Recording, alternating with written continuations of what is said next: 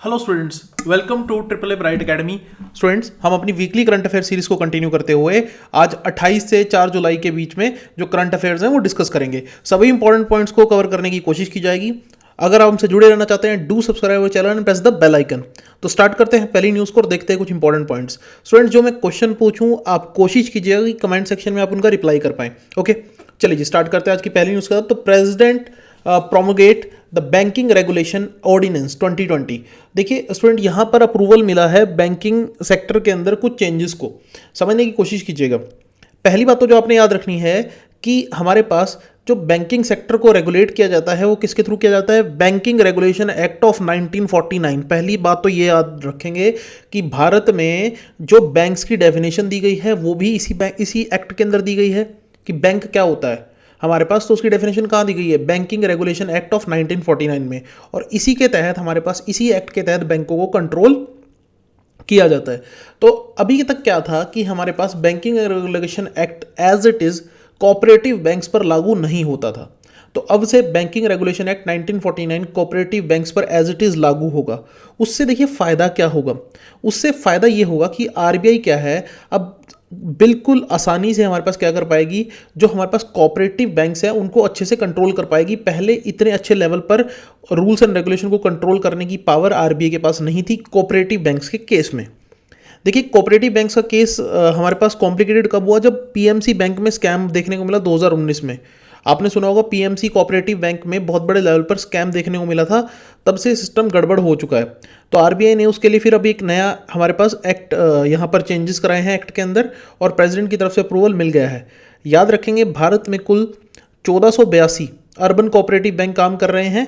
Okay, और 58 multi state cooperative banks Bharat में जो काम कर रहे हैं, अब वो डायरेक्टली आरबीआई की सुपरविजन में आ गए हैं। ये बात आप याद रखेंगे। ओके, एक और चीज़ मैं आपको स्टूडेंट बताना चाहूँगा कि आरबीआई ने अभी अप्रूवल दे दिया है कि जो अर्बन कोऑपरेटिव बैंक्स हैं, ये मैं पहले ही बता चुका हूँ कि जो अर्बन कोऑपरेटिव बैंक्स हैं वो अपने आप को स्मॉल फाइनेंस बैंक में कन्वर्ट कर सकते हैं। अगर अर्बन कोऑपरेटिव बैंक्स अगर कुछ कंडीशन को फुलफिल करते हैं तो उनको ऑप्शन है कि वो अपने आप को स्मॉल फाइनेंस बैंक में कन्वर्ट कर सकते हैं। आप मुझे स्टूडेंट कमेंट सेक्शन में जल्दी से कमेंट करके बताइए, जिन भी बच्चों को पता है, कि first urban cooperative bank that going to be convert into small finance bank, Bharat का पहला अर्बन कोऑपरेटिव बैंक जो स्मॉल फाइनेंस बैंक में कन्वर्ट होने जा रहा है। जल्दी से कमेंट सेक्शन में रिप्लाई कीजिए।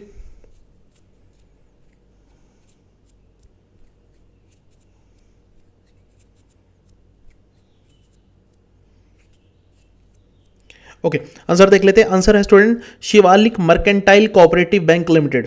Shivalik mercantile cooperative bank limited Bharat का पहला ऐसा अर्बन कोऑपरेटिव बैंक है जो स्मॉल फाइनेंस बैंक में कन्वर्ट होने जा रहा है। ओके, और भारत का पहला स्मॉल फाइनेंस बैंक कौन सा था? तो वो भी आप याद रखेंगे, capital small finance bank. Okay, Bharat का जो पहला स्मॉल फाइनेंस बैंक था वो था हमारे पास कैपिटल स्मॉल फाइनेंस बैंक। चलिए जी, the young university ranking 2020 with 2 Indian institutions in top 100। देखिए टाइम्स हायर एजुकेशन एक ग्रुप है स्टूडेंट, उसने एक रिपोर्ट निकाली हमारे पास न्यू यूनिवर्सिटीज़ की, जो रिसेंट के टाइम में, जो हाल ही के कुछ सालों में एस्टेब्लिश हुई हैं वर्ल्ड यूनिवर्सिटी रैंकिंग्स। तो उसमें उसने हमारे पास इंडिया के 2 इंस्टीट्यूट्स को जगह दी है। एक तो है आईआईटी रोपड़ जो 62nd रैंक पे है, सॉरी अपॉलॉजीज, आईआईटी रोपड़ 62nd रैंक पे है, और आईआईटी इंदौर 64th रैंक पे है। सो ये एमर्जिंग इंस्टीट्यूट्स में आप देख सकते हैं कि एक तरह से उनको लेकर ये एक तरह से यहाँ पर रैंकिंग दी गई है। टॉप नंबर पे है हमारे पास Hong Kong university of science and technology. Okay, Hong Kong, और फिर सेकंड नंबर पे नैनियांग टेक्नोलॉजी यूनिवर्सिटी सिंगापुर, और फिर Paris science letter that is at France. So basically आप देख सकते हैं ये इंस्टीट्यूट हैं जो टॉप कर रहे हैं। तो आपने क्या क्या याद रखना है? एक तो टॉप पे कौन है? Hong Kong university of science and technology. दूसरा इंडिया के 2 इंस्टीट्यूट्स और उनके रैंकिंग, आईआईटी रोपड़ और आईआईटी इंदौर के रैंकिंग। देखिए स्टूडेंट, हांगकांग की बात आ गई तो हांगकांग आजकल काफ़ी ज़्यादा न्यूज़ में है, आपने सुना ही होगा। वहाँ पर नया सिक्योरिटी लॉ चाइना ने पास किया है। देखिए पहली बात तो आपको बताना चाहिए हांगकांग है क्या। तो आप याद रखेंगे हांगकांग एक स्पेशल एडमिनिस्ट्रेटिव रीजन है। Hong Kong is a special administrative region of China. China के कंट्रोल में एक स्पेशल एडमिनिस्ट्रेटिव रीजन है, लेकिन यहाँ पर रूल्स एंड रेगुलेशन अलग हैं। उसका एक बहुत बड़ा रीज़न क्या है कि पहले एक ब्रिटिश कॉलोनी हुआ करता था और ब्रिटिशर्स ने इसको ट्रांसफ़र किया था चाइना को। ओके, तो यहाँ पर ट्रांसफ़र की कंडीशन ये थी कि 50 ईयर्स तक जो है वो रूल्स एंड रेगुलेशन हांगकांग के इंडिपेंडेंट रहेंगे, उसमें चाइना का हस्तक्षेप नहीं होगा। लेकिन चाइना क्या करने लगा है, अभी से चीज़ों में बहुत बड़े तरीके से बदलाव करने लगा है। हांगकांग स्टूडेंट, एक इंटरेस्टिंग चीज़ मैं आपको बताना चाहूँगा, हांगकांग छोटा सा एरिया होते हुए भी 10th लार्जेस्ट एक्सपोर्टर है वर्ल्ड में। हांगकांग अपने आप में विश्व में 10th लार्जेस्ट एक्सपोर्टर है। और यहाँ पर ना तो प्राइम मिनिस्टर की पोस्ट होती है ना प्रेसिडेंट की, यहाँ पर सबसे बड़ी पोस्ट होती है चीफ एग्जीक्यूटिव की। तो याद रखेंगे हांगकांग के चीफ एग्जीक्यूटिव आजकल बहुत ज़्यादा न्यूज़ में है। तो who is the current chief executive of Hong Kong? Carrie Lam, नाम याद रखेंगे। चीफ एग्जीक्यूटिव ऑफ हांगकांग कौन है? Carrie Lam, CARRIELAM, Carrie Lam. Okay, चलिए एक सिंपल सा क्वेश्चन मैं आपसे पूछ लेता हूँ कि हांगकांग को चाइना को कौन से ईयर में ट्रांसफ़र किया गया था यूके के द्वारा? यूके ने कौन से ईयर में जो एडमिनिस्ट्रेशन है वो चाइना को ट्रांसफ़र की थी? जल्दी से कमेंट सेक्शन में बताइए।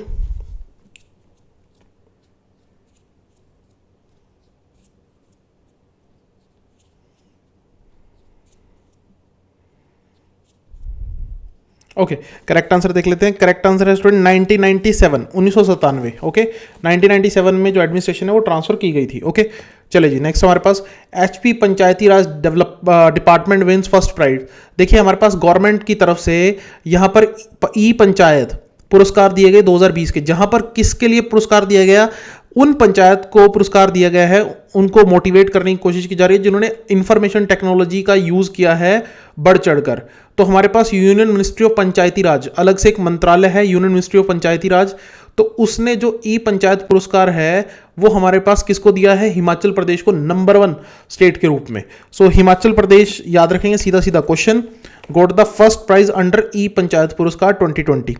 देखिए पंचायती राज की बात करूं मैं स्टूडेंट, तो कई सारी चीज़ें आपको पता होनी चाहिए पंचायती राज को लेकर कि एक तो 73rd constitutional amendment act, 73rd constitutional amendment act के थ्रू पंचायती राज सिस्टम को इंट्रोड्यूस किया गया। पहला क्वेश्चन तो यही हो गया कि पंचायती राज सिस्टम को इंट्रोड्यूस करने के लिए कौन सी कॉन्स्टिट्यूशनल अमेंडमेंट हुई? 73rd constitutional amendment act.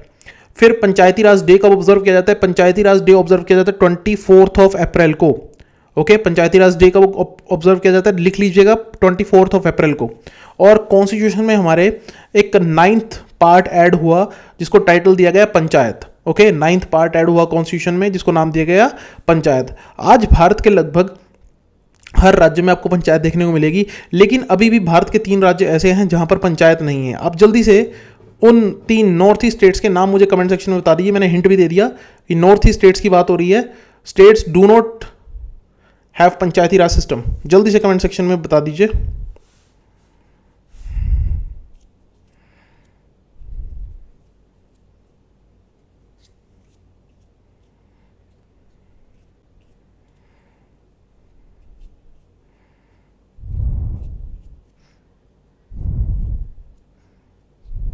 Okay, याद रखेंगे 3 स्टेट्स हैं हमारे पास, नागालैंड, मेघालय एंड मिजोरम। नागालैंड, मेघालय और मिजोरम में हमारे पास पंचायती राज सिस्टम एग्जिस्ट अभी भी नहीं करता। ओके, तो ये बात याद रखेंगे। नेक्स्ट हमारे पास advance torpedo decoy system Marich. अब देखिए स्टूडेंट, एक एडवांस इंडियन नेवी के अंदर एक advance torpedo decoy system introduce किया गया मारिच नाम से।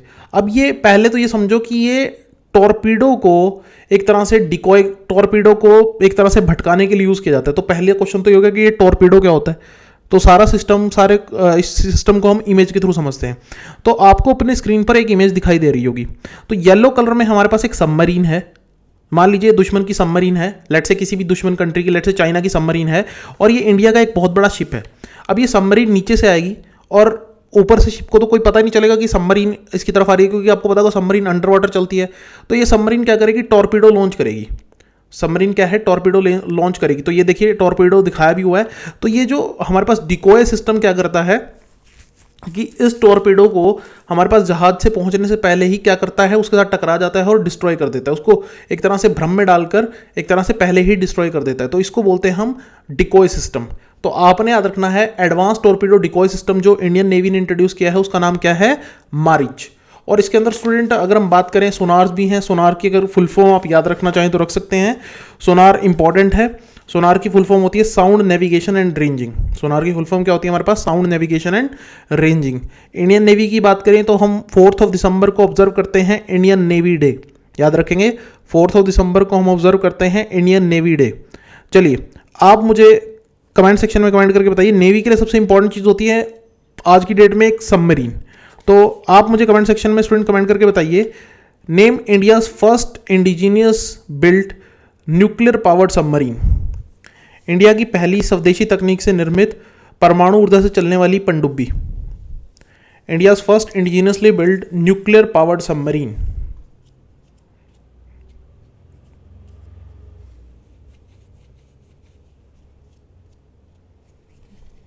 ओके, करेक्ट आंसर देख लेते हैं। करेक्ट आंसर है स्टूडेंट हमारे पास आईएनएस अरिहंत। याद रखेंगे INS Arihant. Okay, next news की तरफ चलते हैं।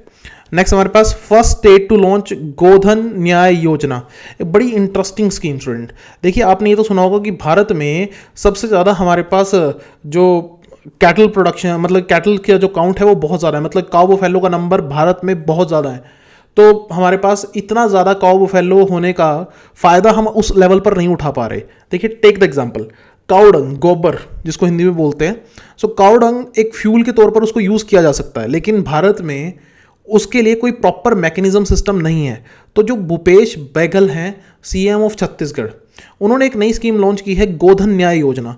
इसमें क्या होगा, इसमें काउडंग का एक फिक्स रेट दिया जाएगा फार्मर को। काउडंग कलेक्ट किया जाएगा और उसका एक फिक्स रेट दिया जाएगा। अब देखो, इससे दो फायदे, एक तो एनर्जी प्रोड्यूस होगी जो कि रेन्यूएबल एनर्जी है, क्लीन एनर्जी है। दूसरा फायदा क्या होगा, फार्मर की इनकम बढ़ेगी। तो और उससे एक वर्मी कंपोस्ट फर्टिलाइजर भी बनाया जाएगा। फर्टिलाइजर आपको पता ना कि फर्टिलाइजर हमें कैसे चाहिए होंगे, ऐसे फर्टिलाइजर चाहिए जो जमीन को नुकसान ना पहुंचाएं, फर्टिलिटी को नुकसान ना पहुंचाएं। तो पहला क्वेश्चन तो मेरा यही हो गया कि गोधन न्याय योजना कौन सी स्टेट की तरफ से शुरू की गई? So that is by Chhattisgarh. यहाँ के चीफ मिनिस्टर हैं भूपेश बैगल। अब एक इंटरेस्टिंग पॉइंट और मैं बताऊंगा आप लोगों को कि हमारे पास 2018 में गवर्नमेंट ने एक स्कीम शुरू की थी, बिल्कुल हमारे पास कुछ इसी टाइप की स्कीम, ताकि फार्मर्स की हेल्प की जा सके। उस स्कीम का नाम था गोबरधन, गोबरधन स्कीम। तो गोबर की फुल फॉर्म है इंग्लिश में, वो आपकी स्क्रीन पर आपको दिखाई दे रही होगी, मैंने स्पेशली इसलिए मेंशन की है, that is galvanising organic bio agri resources. तो पेपर में फुल फॉर्म भी पूछी जा सकती है। और आपको मैं ये बता दूं कि 2018 में इस स्कीम को लॉन्च किया गया था हमारे पास करनाल से, एनडीआरआई करनाल से। देखिए, आप समझिए student, national dairy research institute Bharat में एक इंपॉर्टेंट संस्थान है, national dairy research institute Karnal. वहाँ से गोबरधन योजना को शुरू किया गया था ताकि कंपोस्ट और बायोगैस हमारे पास मिल सकें। और इस स्कीम को शुरू किसने किया था, किस मंत्रालय ने किया था? Ministry of drinking water and sanitation. Ministry of drinking water and sanitation की तरफ से इस स्कीम को शुरू किया गया था। अब याद रखेंगे कि ministry of drinking water and sanitation जो है, ये जो मंत्रालय है ministry of drinking water and sanitation, ये मर्ज कर दिया गया है किसमें? हमारे पास जल शक्ति मंत्रालय में। किसमें? जल शक्ति मंत्रालय में। ओके, चलिए जी आगे चलते हैं। संकल्प पर्व टू प्लांट ट्रीज। देखिए, हमारे पास एक संकल्प पर्व, हमारे पास एक प्रोग्राम शुरू किया गया है by the union ministry of culture, okay, and health environment. तो ये हमारे पास 28 जून से 12 जुलाई तक ये चलेगा, जहाँ पर अलग अलग जगहों में, अकेडमीज में, इंस्टीट्यूशंस में ट्री प्लांट किए जाएंगे। बेसिकली देखिए स्टूडेंट, हमारे पास जो ट्री प्लांटेशन को लेकर कॉल है वो प्राइम मिनिस्टर ने भी की थी, और specially herbal heritage, herbal trees को प्लांट करने की बात की जा रही है। तो कौन कौन से हर्बल ट्रीज को प्लांट करने की बात की जा रही है? बरगद, आंवला, पीपल, अशोक और बेल। तो ये बात याद रखेंगे कि कौन से हर्बल ट्रीज को प्लांट करने की बात की जा रही है सेंट्रल गवर्नमेंट की तरफ से। तो 5 ट्रीज के आप नाम याद रखेंगे। तो ये सब हमारे पास चल रहा है, और आपने ये भी याद रखना है कि ये संकल्प पर्व जो है वो कब से कब तक मनाया जा रहा है? 28 जून से 12 जुलाई तक। चलिए, एक बड़ा इंटरेस्टिंग और अच्छा सा क्वेश्चन मैं आपसे पूछ लेता हूं कि हमारे पास वर्ल्ड हर्बल फॉरेस्ट बनाने का इनिशिएटिव अपने स्टेट में किस स्टेट ने लिया है? किस स्टेट ने कहा है कि वो अपने यहां पर वर्ल्ड हर्बल फॉरेस्ट को डेवलप करेंगे? बेसिकली जो एक एरिया होगा जहां पर हर्बल प्लांट्स उगाए जाएंगे।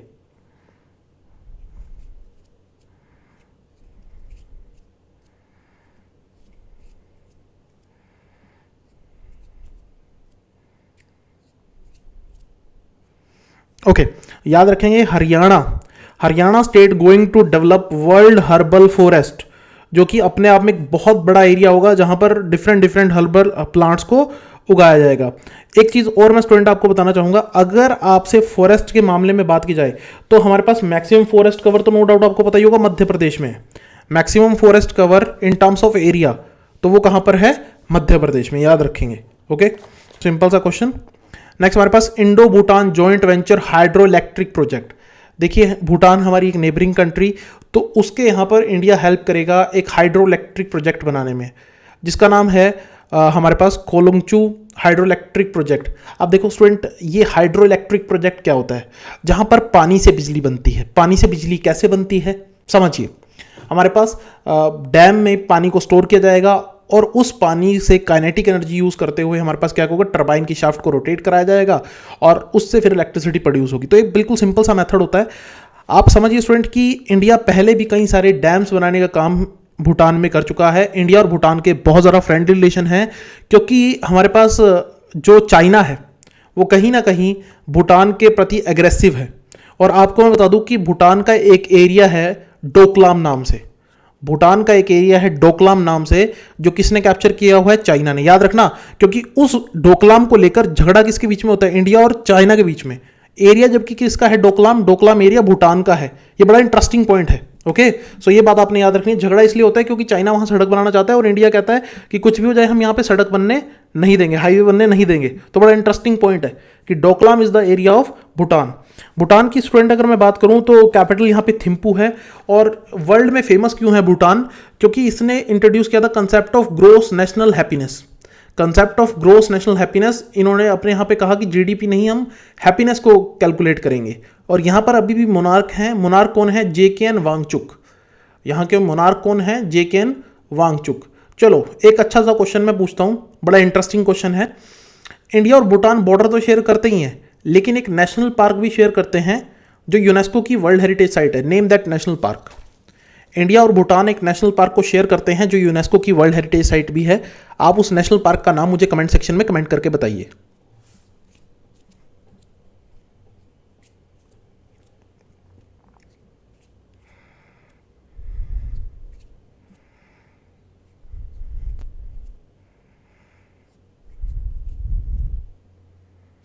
ओके, आपको स्टूडेंट में बता दूं कि उस नेशनल पार्क का नाम है हमारे पास, please note it down, Manas national park. MANAS, Manas national park, जो इंडिया और भूटान के बीच में लाई करता है। और ये हमारे पास यूनेस्को की वर्ल्ड हेरिटेज साइट भी है।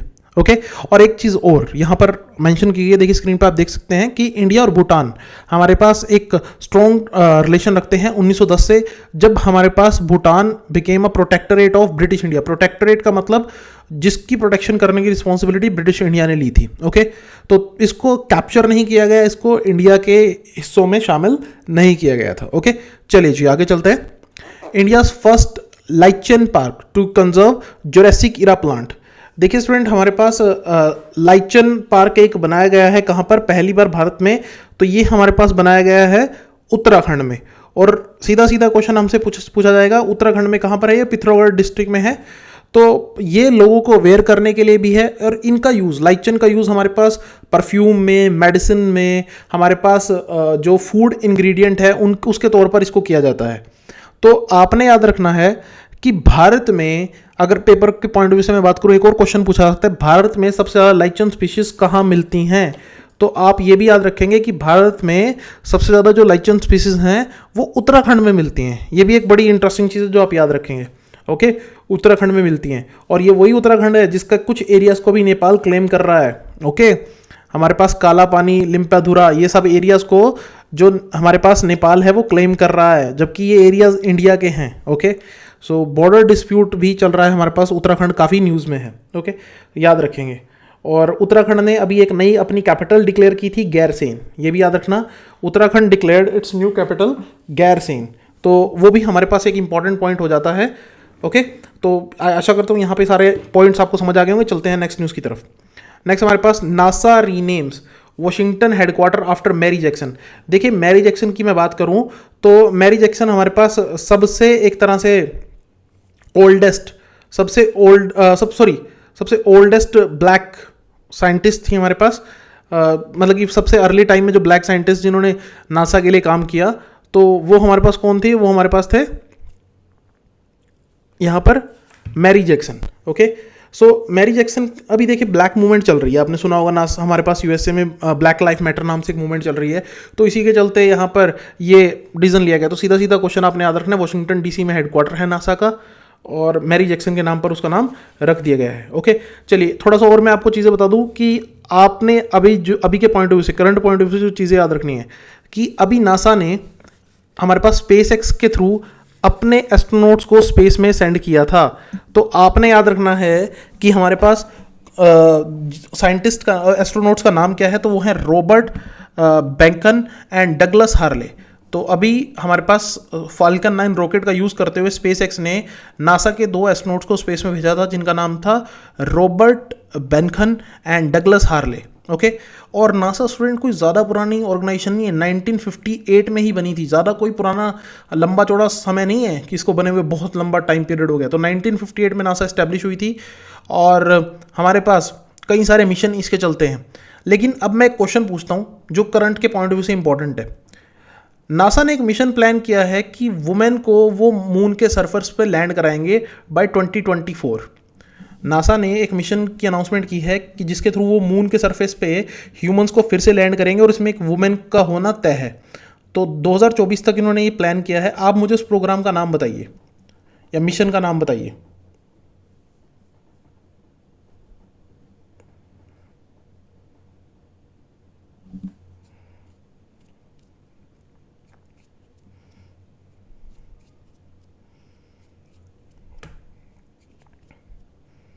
ओके, याद रखेंगे स्टूडेंट, नासा के उस मिशन का नाम है आर्टिमस, ARTEMIS, आर्टिमस प्रोग्राम, जिसके तहत हमारे पास नासा क्या कह रहा है कि वो हमारे पास मून मिशन एग्जीक्यूट करेंगे 2024 तक, जिसमें मैन को फिर से मून के सरफेस पे लैंड कराया जाएगा। ओके, चलिए जी आगे चलते हैं। हमारे पास 36 Asian summit chaired by Vietnam.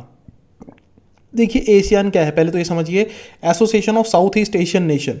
ये हमारे पास साउथ ईस्ट एशियन कंट्रीज का ग्रुप है। क्या इंडिया इसका मेंबर है? नो, इंडिया एशियन का मेंबर नहीं है। एशियन में टोटल कितने मेंबर कंट्रीज हैं? 10। एशियन में टोटल 10 मेंबर कंट्रीज हैं। 1967 में इसका डिक्लेरेशन साइन हुआ था।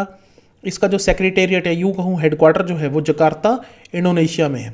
इसका जो सेक्रेटेरिएट या फिर हेडक्वार्टर आप कह सकते हैं वो कहाँ है? जकार्ता इंडोनेशिया में। ओके, कंट्रीज के नाम मैं आपको बता देता हूँ जल्दी से। जो इसमें मेंबर हैं वो हैं Brunei, Cambodia, Indonesia, Laos, Malaysia, Myanmar, Philippines, Singapore, Thailand and Vietnam. तो ये हमारे पास वो कंट्रीज हैं जो मेंबर हैं यहाँ पर। इंडिया मेंबर नहीं है। ओके, सो अभी यहाँ पर इनका एक कॉन्फ्रेंस हुई थी, तो कोरोना वायरस के चलते वीडियो कॉन्फ्रेंसिंग के थ्रू हुई, और हर साल इसका कोई ना कोई चेयर होता है। तो इस बार चेयर कौन थे? वियतनाम के प्राइम मिनिस्टर। तो उनका नाम आप स्क्रीन पे देख सकते हैं। ओके, और इस बार हमारे पास वुमेन एम्पावरमेंट के ऊपर भी बात की गई। विमेन एम्पावरमेंट को लेकर भी यहाँ पर एशियन का स्पेशल एक सेशन रखा गया था। तो ये भी आप बात याद रखेंगे। चलिए एक क्वेश्चन मैं आपसे पूछ लेता हूँ कि कुछ टाइम पहले प्राइम मिनिस्टर की जब विजिट हुई थी एशियन कंट्रीज़ की, तो प्राइम मिनिस्टर ने एक इंस्टीट्यूट का वहाँ पर जिक्र किया था, जिसको लेकर कई एग्जाम्स में फिर क्वेश्चन भी आया था। उस इंस्टीट्यूट का नाम है international rice research institute. International rice research institute. तो आप मुझे जल्दी से कमेंट सेक्शन में स्टूडेंट कमेंट करके बता दीजिए कि इंटरनेशनल राइस रिसर्च इंस्टीट्यूट किस कंट्री में हमारे पास सिचुएटेड है। ये कौन सी कंट्री में है international rice research institute?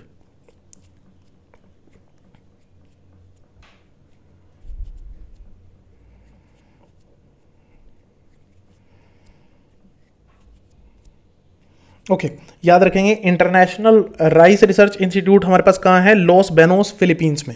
International rice research institute कहाँ है? लॉस बेनोस, फिलीपींस में। ओके, नेक्स्ट हमारे पास world bank approved 500 million under STARS project. तो वर्ल्ड बैंक ने स्टूडेंट क्या किया है? $500 मिलियन अप्रूव किए हैं हमारे पास। किसके लिए? Strengthening the teacher learning and results for state program. देखिए हमारे पास टीचिंग को लेकर, एजुकेशन को लेकर बेसिकली एक प्रोग्राम चल रहा है स्टार्स के नाम से। तो पहला क्वेश्चन तो हमारे पास यही हो गया कि स्टार की फुल फॉर्म आपने याद रखनी है, that is strengthening teaching learning and results for state program. और अभी ये 6 राज्यों में हमारे पास प्रोग्राम चल रहा है, हिमाचल प्रदेश, केरला, मध्य प्रदेश, महाराष्ट्र, ओडिशा एंड राजस्थान। ओके, तो आपने याद रखना है कि ये जो प्रोजेक्ट है इसकी फाइनेंसिंग कौन कर रहा है? वर्ल्ड बैंक, और 6 राज्यों के नाम भी। और इससे लगभग हमारे पास स्टूडेंट आप समझिए 250 मिलियन स्टूडेंट्स को बेनिफिट होगा। एक बहुत बड़ा नंबर, 250 मिलियन स्टूडेंट्स को बेनिफिट होगा। देखिए भारत में एजुकेशन की बात करें तो बहुत टाइम से हम एजुकेशन को इंप्रूव करने के लिए इंडिया में काम कर रहे हैं और राइट टू एजुकेशन भी एग्जिस्ट करता है। राइट टू एजुकेशन हमारे पास स्टूडेंट आर्टिकल 21A जो कि बात करता है फ्री एंड कंपलसरी एजुकेशन। फिर से रिपीट करता हूं, आर्टिकल 21A जो कि फ्री और कंपलसरी एजुकेशन की बात करता है for the children in the age group of 6 to 14 years. For the children in the age group of 6 to 14 years. Okay student, आप कमेंट सेक्शन में जल्दी से कमेंट करके बताइए कि through which constitutional amendment right to education became a fundamental right. Okay, through which constitutional amendment right to education became a fundamental right.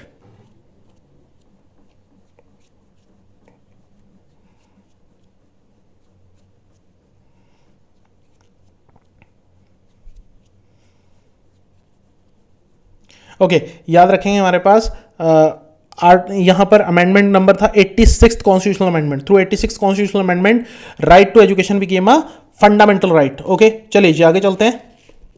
Next हमारे पास Anandiben Patel takes the additional charge of governor of Madhya Pradesh. देखिए Anandiben Patel right now governor हैं उत्तर प्रदेश की, लेकिन यहां पर क्या हुआ है कि लालजी टंडन उनका ट्रीटमेंट चल रहा है, तो उसके चलते हमारे पास इनको एडिशनल चार्ज मिला है मध्य प्रदेश के गवर्नर के रूप में। यानी कि अब ये 2 राज्यों में गवर्नर का काम कर रही हैं आनंदीबेन पटेल। देखिए स्टूडेंट, पहले तो आर्टिकल समझ लीजिए। आर्टिकल 153 क्या बोलता है? There shall be a governor for each state and 1 person can be appointed as governor for 2 or more state. तो आर्टिकल 153 ये बोलता है कि हर राज्य का एक गवर्नर होना अनिवार्य है और एक पर्सन एक से ज्यादा राज्यों का गवर्नर नियुक्त किया जा सकता है। और आपको पता होना चाहिए कि हमारे पास गवर्नर की नियुक्ति प्रेसिडेंट के द्वारा होती है। बिल्कुल सही, गवर्नर की नियुक्ति हमारे पास प्रेसिडेंट के द्वारा की जाती है। तो आनंदीबेन पटेल हमारे पास एक फीमेल गवर्नर।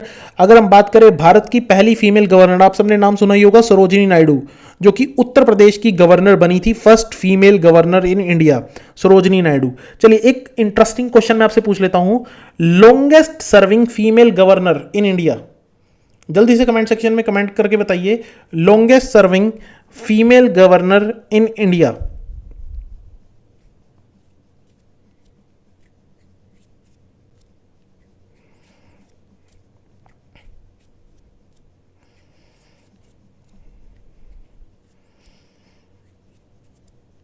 ओके याद रखेंगे स्टूडेंट, पद्मजा नायडू। नायडू हमारे पास 11 साल तक गवर्नर रही थी वेस्ट बंगाल में। Okay, she is the longest serving female governor in India. Okay, Padmaja Naidu, ये हमारे पास सरोजिनी नायडू की डॉटर ही थी। ओके चलिए जी आगे चलते हैं। National statistics day. देखिए स्टैट किसी भी इकोनॉमी को आगे बढ़ाने के लिए बहुत जरूरी होते हैं, तो भारत में नेशनल स्टैटिस्टिक्स डे ऑब्जर्व किया जाता है in the memory of PC Mahalanobis. Okay, PC Mahalanobis एक इंडिया के ग्रेट स्टैटिस्टिशियन थे, इनको फादर ऑफ इंडियन स्टैटिस्टिक्स भी कहा जाता है। और इन्होंने स्टूडेंट याद रखेंगे कि important point, Indian statistical institute की स्थापना की थी। तो इंडियन स्टैटिस्टिकल इंस्टीट्यूट कहां पर? कोलकाता वेस्ट बंगाल में इन्होंने स्थापना की थी इंडियन स्टैटिस्टिकल इंस्टीट्यूट की। ओके, और एक और इंटरेस्टिंग चीज स्टूडेंट, अभी गवर्नमेंट रिसेंटली क्या किया है, हमारे पास इनके नाम पर एक अवार्ड भी शुरू किया है। तो पहला तो क्वेश्चन हमारे पास ये हो गया कि नेशनल स्टैटिस्टिक्स डे कब ऑब्जर्व किया जाता है? 29 जून को। आइए दूसरा क्वेश्चन इसी के साथ हम कवर कर लेते हैं। तो इन्हीं के नाम पर गवर्नमेंट ने एक अवार्ड भी शुरू किया है, प्रोफेसर पीसी महालोनोबिस अवार्ड। तो पीसी महालोनोबिस अवार्ड किसको दिया गया है? डॉक्टर सी रंगराजन को। हमारे पास ध्यान से सुनिएगा, हमारे पास पहली बार professor PC Mahalanobis national award किसको दिया गया है? डॉक्टर सी रंगराजन को, जो कि आरबीआई के फॉर्मर गवर्नर रह चुके हैं और भारत में पता नहीं कितने ही स्कीमों के लिए और कितनी ही चीज़ों के लिए अपना कंट्रीब्यूशन दे चुके हैं। और इवन सबसे इंपॉर्टेंट चीज़ क्या थी रंगराजन को लेकर, सी रंगराजन को लेकर? वो क्या कि स्टूडेंट आप याद रखना कि हमारे पास रंगराजन कमेटी ने हमारे पास जो गरीबी दर है, पॉवर्टी लाइन है, उसको डिसाइड किया था। सो पॉवर्टी लाइन को डिसाइड करते हुए इन्होंने क्या कहा कि 22 रुपये a day for rural areas. तो इन्होंने ये पॉवर्टी लाइन को सेट यहाँ पर किया था। तो हमारे पास पॉवर्टी लाइन को लेकर जो कमेटी कंस्टिट्यूट हुई थी, दैट इज रंगराजन कमेटी। सो इसको लेकर बड़ा कंट्रोवर्सी भी हुई थी कि इन्होंने इतनी कम अमाउंट को यहाँ पर पॉवर्टी लाइन के लिए हमारे पास एक बेंचमार्क बना दिया था। तो 2 क्वेश्चन मेरे पास हमने अभी डिस्कस किए, एक तो हमारे पास statistics day, national statistics day, और दूसरा पीसी महालोनोबिस अवार्ड। ओके चलिए अब एक क्वेश्चन मैं पूछ लेता हूं, आप मुझे स्टूडेंट कमेंट सेक्शन में एक बात बताइए कि अभी तो हमने नेशनल स्टैटिस्टिक्स डे की बात की, वर्ल्ड स्टैटिस्टिक्स डे कब ऑब्जर्व किया जाता है? वर्ल्ड स्टैटिस्टिक्स डे कब ऑब्जर्व किया जाता है, कौन सी डेट को?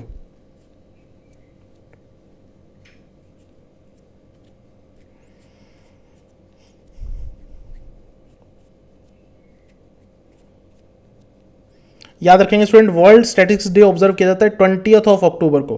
20th ऑफ अक्टूबर को ऑब्जर्व किया जाता है वर्ल्ड स्टैटिस्टिक्स डे। लेकिन ये 5 साल बाद ऑब्जर्व किया जाता है। जैसे हमारे पास टेक द एग्जांपल, 5 साल बाद, हर साल ये नहीं ऑब्जर्व किया जाता, ये 5 ईयर्स के बाद ऑब्जर्व किया जाता है। World statistics day 20th of October. Okay, चलिए जी, नेक्स्ट हमारे पास गवर्नमेंट बैन 59 चाइनीज ऐप। ये आपने सबने सुनी होगी न्यूज़, ऑब्वियसली ये बड़ी फेमस न्यूज़ है। हमारे पास 59 चाइनीज ऐप को गवर्नमेंट ने बैन कर दिया है। इसके लिए कौन से सेक्शन का यूज़ किया गया है? Section 69A of the IT act. IT यानी इंफॉर्मेशन टेक्नोलॉजी एक्ट। एक तो आपने ये एक्ट याद रखना है, और 59 ऐप्स को बैन किया गया है। देखिए यहाँ पर क्या था, आपको मैं समझाना चाहूँगा स्टूडेंट, जिसमें सबसे ज़्यादा जो कंट्रोवर्सी में ऐप थी वो टिकटॉक थी। देखिए हमारे पास टिकटॉक, पहले तो आप ये समझिए, स्क्रीन पर आप एक लास्ट लाइन देखिए क्या लिखा हुआ है, बाइट डांस। आपने याद रखना है कि बाइट डांस जो है वो हमारे पास एक तरह से ओनर थी टिकटॉक की, हमारे पास डेवलपर और ओनर थी टिकटॉक की। तो जब मैं बाइट डांस की बात करता हूं तो यहाँ पर चाइनीज़ गवर्नमेंट का एक सिस्टम है कि जितनी भी एंटिटीज़ वहाँ पर काम कर रही हैं, जो भी चाइना की हमारे पास आईटी सेक्टर की कंपनीज़ हैं, वो चाइनीज़ गवर्नमेंट के साथ डाटा शेयर करेंगी। अब आप समझ सकते हैं कि हमारे इंडियंस का डाटा कहाँ जा रहा है? चाइनीज़ कंपनी के पास, और चाइनीज़ कंपनी से वो कहाँ जा रहा है? वहाँ की गवर्नमेंट के पास। ये वहाँ का रूल है स्टूडेंट। कम्युनिस्ट सरकार है तो हर चीज़ वहाँ पर कंपनीज़ को गवर्नमेंट के अकॉर्डिंग करनी पड़ती है।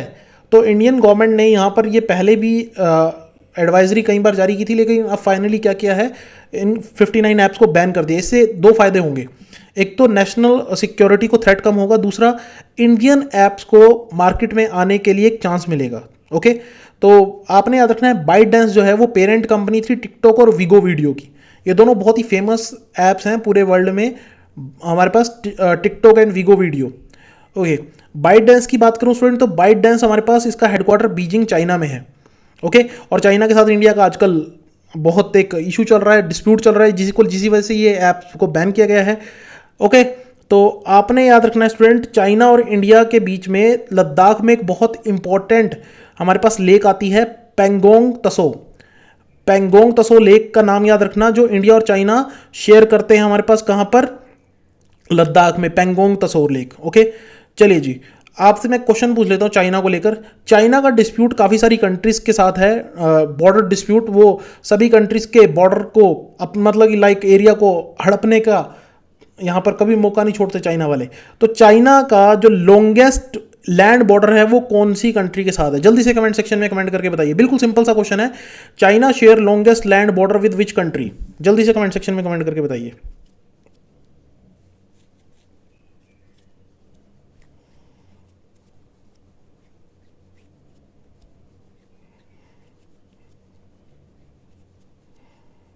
ओके, याद रखेंगे, China share longest land border with Mongolia. Okay, China share longest land border with Mongolia. Okay, चलिए जी, नेक्स्ट हमारे पास reappointment of attorney general of India. Attorney general of India की रीअपॉइंटमेंट हुई है, के वेणुगोपाल को फिर से 3 साल का टेन्योर मिला है, और साथ ही साथ हमारे पास सॉलिसिटर जनरल का भी टेन्योर इंक्रीज किया गया हुआ है, तुषार मेहता। अब क्वेश्चन उठता है कि ये अटॉर्नी जनरल, सॉलिसिटर जनरल कौन होते हैं? देखिए स्टूडेंट, समझाने की कोशिश करता हूँ। गवर्नमेंट के ऊपर कोई भी केस फाइल कर सकता है, गवर्नमेंट के ऊपर कोई भी केस फाइल कर सकता है, उनकी किसी पॉलिसी को लेकर, उनके किसी काम को लेकर। आपको नरेंद्र मोदी गवर्नमेंट का कोई काम पसंद नहीं है तो आप डायरेक्टली केस फाइल कर सकते हो। तो गवर्नमेंट की तरफ से गवर्नमेंट का पक्ष रखने के लिए एक हमारे पास लॉयर, कॉन्स्टिट्यूशन ने गवर्नमेंट को प्रोवाइड किया है, संविधान ने गवर्नमेंट को एक लॉयर प्रोवाइड किया है, टॉप लॉ ऑफिसर, जिसको हम बोलते हैं, हाँ जी, अटॉर्नी जनरल ऑफ इंडिया। ये गवर्नमेंट का फर्स्ट लॉ ऑफिसर होता है जो गवर्नमेंट की तरफ से सारे केसेस को हैंडल करता है। ओके, और आपको याद रखना है कि इसकी अपॉइंटमेंट, और अटॉर्नी जनरल की अपॉइंटमेंट होती है under the article 76 of the constitution of India. Under the article 76 of the constitution of India. जैसे हमारे पास अगर हम बात करें, के वेणुगोपाल जो हैं वो 15th अटॉर्नी जनरल हैं। भारत के पहले अटॉर्नी जनरल थे MC स्टैलवेड। जी हाँ, याद रखेंगे, एमसी स्टैलवेड भारत के पहले अटॉर्नी जनरल थे। और अभी जो है 15th अटॉर्नी जनरल हमारे पास कौन है? के वेणुगोपाल। अब मेरा क्वेश्चन आप लोगों से, पहले तो ये बता देता हूं सॉलिसिटर जनरल का काम क्या होता है। सॉलिसिटर जनरल हेल्प करता है अटॉर्नी जनरल की, ये उनका जूनियर होता है। तो तुषार मेहता एक तरह से जूनियर हैं के वेणुगोपाल के। अब मेरा क्वेश्चन आप लोगों से, आप मुझे ये बताइए कि क्वालिफिकेशन क्या होनी चाहिए of attorney general. Okay, what is the qualification to become attorney general of India?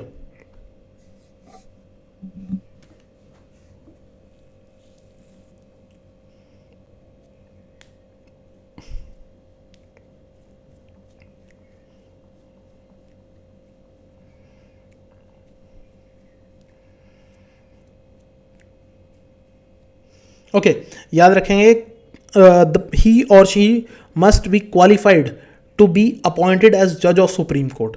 उसकी क्वालिफिकेशन ऐसी होनी चाहिए कि उसको सुप्रीम कोर्ट का जज भी अपॉइंट कर सके। तो वो वाली क्वालिफिकेशन अगर किसी पर्सन की है तो उसको हमारे पास अटॉर्नी जनरल अपॉइंट किया जा सकता है by the president of India. Okay, on the advice of union cabinet. Okay, on the advice of union cabinet. चलिए जी, youngest umpire to enter ICC elite panel. देखिए स्टूडेंट, आईसीसी के elite panel में हमारे पास नितिन मेनन को जगह दी गई है। और ये हमारे पास अब एक अव्वल दर्जे के एम्पायर हमारे पास बन गए हैं आईसीसी के अंदर। आईसीसी यानी इंटरनेशनल क्रिकेट काउंसिल, जो क्रिकेट की रेगुलेटरी बॉडी है। इससे पहले स्टूडेंट दो और इंडियन एम्पायर्स को जगह मिली है, वो है श्रीनिवास वेंकट राघवन एंड सुंदरम रवि। ओके, तो ये 3 एम्पायर्स, लेकिन आप इनमें से सबसे इंपॉर्टेंट नाम याद रखेंगे किसका? नितिन मेनन का। चलिए, आईसीसी को लेकर अगर मैं बात करूं स्टूडेंट, आईसीसी को लेकर सिंपल सा क्वेश्चन, आईसीसी का हेडक्वार्टर तो दुबई में ही आपको पता होगा। ओके, चलिए एक क्वेश्चन पूछ लेता हूं, who is the current chairman of ICC cricket committee? Question ध्यान से सुनिएगा, मैंने क्वेश्चन क्या पूछा है, who is the current chairman of ICC cricket committee?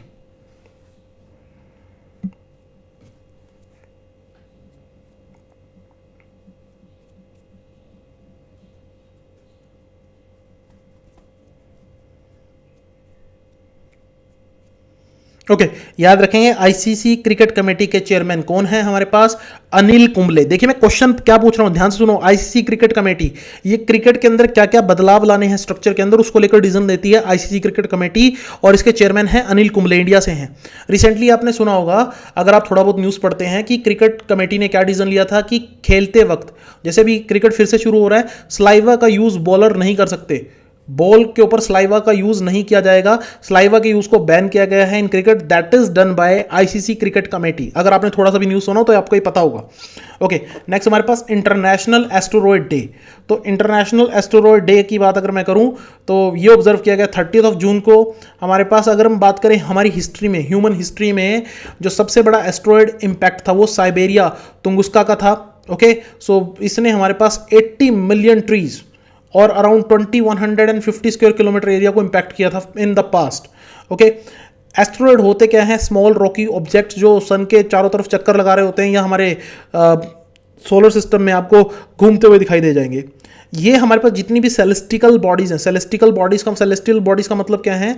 जो अर्थ के बाहर जो भी बॉडीज हैं उनकी क्लासिफिकेशन का काम कौन करता है? IAU। याद रखेंगे, उनकी नेमिंग और क्लासिफिकेशन का काम कौन करता है? IAU, that is international astronomical union. International astronomical union. Okay, और 1919 में ऑर्गेनाइजेशन बनी थी जिसका हेडक्वार्टर हमारे पास कहाँ है? हेडक्वार्टर है पेरिस, फ्रांस में। ओके, हेडक्वार्टर है पेरिस, फ्रांस में। नेक्स्ट हमारे पास वर्ल्ड लार्जेस्ट कॉन्वोलेसेंट प्लाज्मा थेरेपी। सो कॉन्वोलेसेंट प्लाज्मा थेरेपी कम ट्रायल प्रोजेक्ट। ये कॉन्वोलेसेंट का मतलब क्या होता है? पहले तो इस वर्ड का मतलब समझिए। कॉन्वोलेसेंट वो टाइम पीरियड होता है स्टूडेंट जब एक पर्सन किसी बीमारी से ठीक होता है हमारे पास, तो उसको यहाँ पर कॉन्वोलेसेंट टाइम पीरियड बोल देते हैं। तो अभी क्या है कि कोरोना वायरस के चलते देखिए स्टूडेंट हो क्या रहा है कि बहुत से पेशेंट खुद ब खुद ठीक हो रहे हैं हमारे पास, और कुछ पेशेंट्स की डेथ भी हो रही है। तो डेथ किन पेशेंट्स की हो रही है? जिनका इम्यून सिस्टम वीक है। देखिए, अगर हमारी बॉडी में कोई भी प्रॉब्लम आती है तो हमारी बॉडी का इम्यून सिस्टम उसके खिलाफ इम्यूनिटी प्रोड्यूस करता है, जिसको हिंदी में बोलते हैं प्रतिरोधक क्षमता। लेकिन वो वही पर्सन की बॉडी हमारे पास इम्यूनिटी प्रोड्यूस कर पाएगी जिसकी बॉडी का इम्यून सिस्टम स्ट्रांग होगा। तो यहाँ पर अब गवर्नमेंट क्या कर रही है? प्लाज्मा थेरेपी का यूज़ किया जाएगा। प्लाज्मा थेरेपी में क्या होता है, ध्यान से सुनिएगा।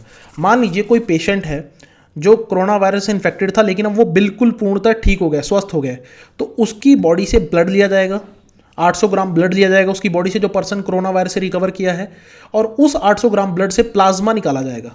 जी हाँ, प्लाज्मा ब्लड के अंदर ही होता है।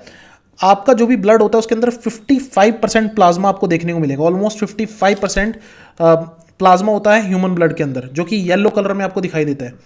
और फिर उस प्लाज्मा को उस पर्सन के अंदर ट्रांसफर कर दिया जाएगा जिसका इम्यून सिस्टम वीक है और जो कोरोना से स्टिल इन्फेक्टेड है।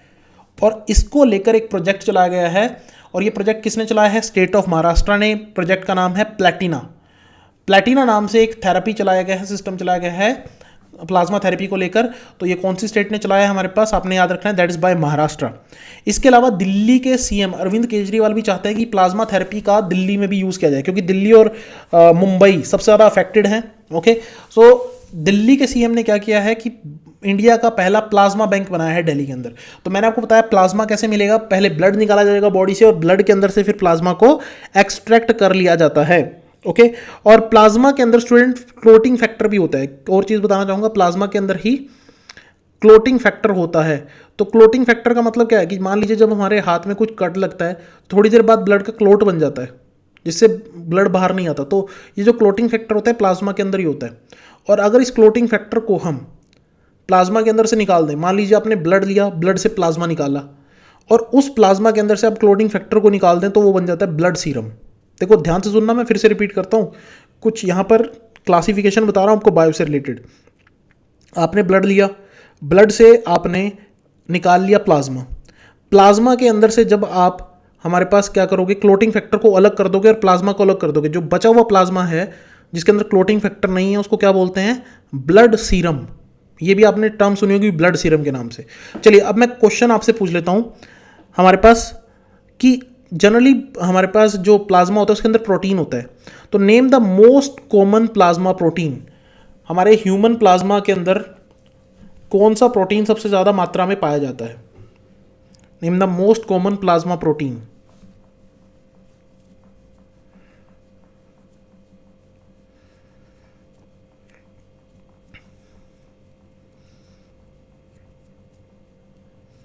ओके, याद रखेंगे हमारे पास कौन सा कॉमन प्लाज्मा प्रोटीन है हमारे पास? एल्बुमिन। Okay, albumin. स्पेलिंग में आपको बता देता हूं, अगर प्रॉब्लम है तो एल्बुमिन की आप स्पेलिंग नोट डाउन कर सकते हैं, ALBUMIN। नेक्स्ट हमारे पास पीएम अनाउंस एक्सटेंशन ऑफ प्रधानमंत्री गरीब कल्याण योजना। तो देखिए नवंबर 2020 तक इसको एक्सटेंड कर दिया गया है। ये स्कीम है क्या? देखिए आपको पता होगा कि कोरोना वायरस के चलते बहुत से लोगों की जॉब चली गई है, स्पेशली माइग्रेंट लेबर्स, तो वो अपने घर वापस आ गए हैं। तो ऐसे लोगों को गवर्नमेंट ने क्या कहा था कि वो 5 किलो अनाज हर महीने दिया जाएगा, और हमारे पास राइस और अनाज, एक तरह से राइस और वीट दिया जाएगा, और साथ में 1 किलो दाल या चना दिया जाएगा। तो अब हो क्या रहा है कि पहले ये जो स्कीम थी वो हमारे पास जुलाई एंड तक थी, लेकिन अब इसे क्या किया गया है, जुलाई से नवंबर तक एक्सटेंड कर दिया गया है। तो इसके लिए जो पैसा एलोकेट किया गया है वो है 90,000 करोड़ रुपीस। तो ये आप याद रखेंगे। और एक इंटरेस्टिंग पॉइंट, कितने लोगों को इसका बेनिफिट होगा? 80 करोड़ पीपल, बहुत बड़ा नंबर है स्टूडेंट, 80 करोड़ लोगों को। तो एक तो फुल फॉर्म याद रखेंगे, PMGKAY, दैट इज प्रधानमंत्री गरीब कल्याण अन्न योजना। दूसरा क्वेश्चन हमारे पास, कितना फंड एलोकेट किया गया है इसके लिए, कितना पैसा? 90,000 करोड़। कितने लोगों को बेनिफिट दिया जाएगा? 80 करोड़। तो ये सारे पॉइंट्स आप याद रखेंगे। ओके, चलिए जी आगे चलते हैं। नेक्स्ट हमारे पास, government declares entire Nagaland as disturbed area under AFSPA. अब ये सब क्या है स्टूडेंट? पहले तो आप ये समझिए अफ्स्पा है क्या। तो अफ्स्पा की फुल फॉर्म है armed forces special power act. देखिए स्टूडेंट, हमारे भारत के अंदर लॉ एंड ऑर्डर, कानून व्यवस्था मेंटेन करने की रिस्पॉन्सिबिलिटी किसकी होती है? वो होती है पुलिस की। लेकिन कई बार क्या होगा कि police law and order maintain करने में विफल रहेगी, वो लॉ एंड ऑर्डर को मेंटेन नहीं कर पाएगी। तो उस कंडीशन में आर्मी को बुलाना पड़ता है, और आर्मी को बुलाने के लिए क्या किया जाता है? कानून का यूज़ किया जाता है। उस कानून का नाम है अफ्स्पा। देखिए आप समझने की कोशिश कीजिए, अगर किसी एरिया में अफ्स्पा लगा हुआ है तो वहाँ पर आर्मी क्या कर सकती है? डायरेक्ट किसी को भी अरेस्ट कर सकती है, हमारे पास search and rescue operation perform कर सकती है। देखिए जैसे मान लीजिए हरियाणा पंजाब में हमारे पास अफ्स्पा नहीं है, तो आपने देखा, ऐसा कुछ नहीं देखा होगा कि आर्मी यहाँ पर कोई ऑपरेशन कर रही हो, कोई काम परफॉर्म कर रही हो। लेकिन अगर आप जम्मू कश्मीर में चले जाओ या नॉर्थ ईस्ट की स्टेट्स में चले जाओ, वहाँ पर आर्मी के लोग आपको गश्त करते नॉर्मली मिल जाएंगे। लॉ एंड ऑर्डर मेंटेन करने के लिए वो क्या करते हैं, वो हमारे पास लोगों को अरेस्ट भी करते हैं। जैसे आप समझिए जम्मू कश्मीर में 1990 से अफस्पा लगा हुआ है, जम्मू कश्मीर में 1990 से अफस्पा लगा हुआ है। और यहाँ पर क्या होता है कि अफस्पा के अंदर एक बहुत बड़ी पावर क्या है आर्मी के सोल्जर्स के पास, कि किसी को शक के बिना पे भी अरेस्ट किया जा सकता है। मान लीजिए आपके ऊपर शक है, तब भी आपको अरेस्ट किया जा सकता है बिना किसी अरेस्ट वारंट के। पुलिस को तो अरेस्ट करने के लिए अरेस्ट वारंट चाहिए, यहाँ पे नहीं, कोई अरेस्ट वारंट नहीं चाहिए। तो आपने याद रखना है कि 6 महीने के लिए हमारे पास किस एरिया को अभी रिसेंटली फिर से डिस्टर्ब्ड एरिया डिक्लेयर किया गया है, तो वो है हमारे पास नागालैंड। अफस्पा की फुल फॉर्म याद रखेंगे। और अफस्पा जो एक्ट है, अफस्पा जो एक्ट है वो हमारे पास कब इंट्रोड्यूस किया गया था, 1958 में। अफस्पा एक्ट कब इंट्रोड्यूस किया गया था, 1958 में। यहाँ पर स्टूडेंट मैं आपको एक चीज़ और बताना चाहूँगा, यहाँ पर इरोम शर्मिला का नाम, हमारे पास इरोम शर्मिला, ये हमारे पास मणिपुर से थी। इन्होंने 16 ईयर ऑफ हंगर स्ट्राइक की ताकि इनके एरिया से अफस्पा को हटा लिया जाए। जी हाँ, मैं सही बता रहा हूँ, 16 ईयर्स ऑफ हंगर स्ट्राइक। इनको आयरन लेडी ऑफ मणिपुर कहा जाता है, इरोम शर्मिला। लेकिन इनके एरिया से, मणिपुर से अफस्पा नहीं हटाया गया। ओके, तो याद रखना हमारे पास कि who is known to be iron lady of Manipur, Irom Sharmila. ये अफस्पा के खिलाफ हमारे पास भूख हड़ताल पे बैठी थी। ओके, चलिए जी आगे चलते हैं। Commemorative stamp to honour former prime minister PV Narasimha Rao. देखिए, कॉमरेटिव का मतलब होता है यादगार। एक पोस्टल स्टैम्प, डाक टिकट जारी की गई है किसकी याद में, हमारे पास former prime minister PV Narasimha Rao की याद में। पीवी नरसिम्हा राव को स्टूडेंट कहा जाता है father of Indian economic reforms. ऐसा क्यों कहा जाता है, समझने की कोशिश कीजिएगा। Father of Indian economic reform इन्हें क्यों कहा जाता है, क्योंकि इनकी सरकार में मनमोहन सिंह फाइनेंस मिनिस्टर हुआ करते थे। ठीक है, तो हमारे पास यहाँ पर मनमोहन सिंह और पीवी नरसिम्हा राव ने मिलकर क्या किया था, हमारे पास राव मनमोहन मॉडल को इंट्रोड्यूस किया था। तो राव मनमोहन मॉडल क्या था कि हमारे पास एलपीजी रिफॉर्म्स भारत में इंट्रोड्यूस किए गए थे। So what is LPG reforms in India, that is liberalisation, privatisation and globalisation. Okay, liberalisation, privatisation and globalisation. तो ये आप याद रखेंगे कि हमारे पास इन्होंने इकोनॉमी को लिबरलाइज किया, प्राइवेटाइज किया और इकोनॉमी को काफ़ी हद तक इंप्रूव करने की कोशिश की इन द ईयर 1991, 1991। ओके, 1991, 1991 की ये बात है, तो आप ये याद रखेंगे। अब मैं क्वेश्चन पूछता हूँ जो बड़ा इंटरेस्टिंग क्वेश्चन बन जाता है। मैंने सब कुछ बता दिया लेकिन क्वेश्चन इसी से जुड़ा हुआ है कि which 5 year plan known as Rao Manmohan model of economic development. हाँ जी, 5 ईयर प्लानिंग चलते थे, पंचवर्षीय योजना चलती थी हमारे यहाँ इंडिया में। तो which 5 year plan known as Rao Manmohan model of economic development.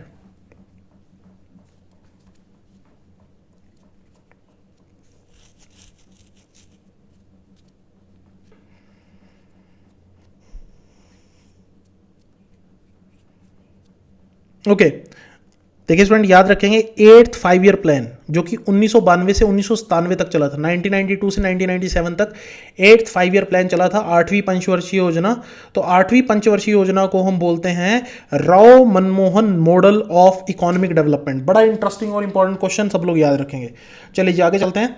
Alliance for poverty eradication, गरीबी को खत्म करने के लिए एक ऑर्गेनाइजेशन बनाई गई है, फिर से एक अलायंस, एक ग्रुप बनाया गया है जिसको नाम दिया गया है अलायंस फॉर पॉवर्टी एरेडिकेशन। किसने बनाया है, यूनाइटेड नेशन जनरल असेंबली ने। ओके, और इंडिया इसमें एक मेंबर बना है। देखिए स्टूडेंट ध्यान से सुनिएगा, यूनाइटेड नेशन जनरल असेंबली की जब मैं बात करूं तो इसको हमारे पास वर्ल्ड पार्लियामेंट भी कहा जाता है। इसको हमारे पास वर्ल्ड पार्लियामेंट भी कहा जाता है। क्यों कहा जाता है, अब ध्यान से सुनिएगा। यूएन के 193 मेंबर कंट्रीज हैं। यूएन के टोटल कितने मेंबर कंट्रीज हैं, 193। अब समझने वाली बात स्टूडेंट कि यूएन की हर ऑर्गेनाइजेशन में कुछ रिप्रेजेंटेटिव हैं, कुछ नहीं है, किसी की पावर ज़्यादा है, किसी की कम है। एक इंपॉर्टेंट पॉइंट आपको मैं बता दूं कि United Nation General Assembly is the only United Nation organ where all the members have equal representation. ये सिर्फ इकलौती ऐसी यूएन की संस्था है जहां पर हर एक मेंबर का इक्वल रिप्रेजेंटेशन कंसिडर किया जाता है, यानी कि 193 के 193 मेंबर्स का इक्वल रिप्रेजेंटेशन माना जाता है। ओके, जैसे मान लीजिए इंडिया है चाहे मालदीव है, तो दोनों की एक वोट कंसिडर की जाएगी जनरल असेंबली के अंदर, और इसको वर्ल्ड पार्लियामेंट भी कहा जाता है। तो इन्होंने हमारे पास पॉवर्टी एरिडिकेशन को लेकर एक प्रोजेक्ट लॉन्च किया है। तो मैं आपसे पूछ सकता हूँ कि alliance for poverty eradication UN के किस विंग की तरफ से, या यूएन के किस ऑर्गन की तरफ से लॉन्च किया गया है? So that is United Nation General assembly, UNGA. अब देखो समझने वाली बात स्टूडेंट, हमारे पास इसको वर्ल्ड पार्लियामेंट भी कहा जाता है, और जितने हमारे पास रिप्रेजेंटेटिव होते हैं, हर कंट्री का एक रिप्रेजेंटेटिव होता है, तो उनमें से एक को हमारे पास जनरल असेंबली का प्रेसिडेंट नियुक्त किया जाता है। तो अभी प्रेसिडेंट कौन है? पहला क्वेश्चन तो हमारे पास ये हो गया। यूनाइटेड नेशन जनरल असेंबली के अभी प्रेसिडेंट कौन है? वो है तजीनी मोहम्मद बांदे। तजीनी मोहम्मद बांदे is the president of United Nation General assembly. देखिए यहाँ पर सेक्रेटरी जनरल अगर पूछेंगे तो वो क्वेश्चन अलग है। यहाँ पर मैं क्या पूछ रहा हूँ? President of UNGA, United Nation General assembly, वो है तजानी मोहम्मद बांदे। अब मैं क्वेश्चन पूछता हूँ, आप मुझे स्टूडेंट कमेंट सेक्शन में कमेंट करके बताइए कि तजानी मोहम्मद बांदे यूनाइटेड नेशन जनरल असेंबली के प्रेसिडेंट है, लेकिन वो किस कंट्री के रिप्रेजेंटेटिव हैं, यानी कि वो किस कंट्री से बिलोंग करते हैं? Simple question.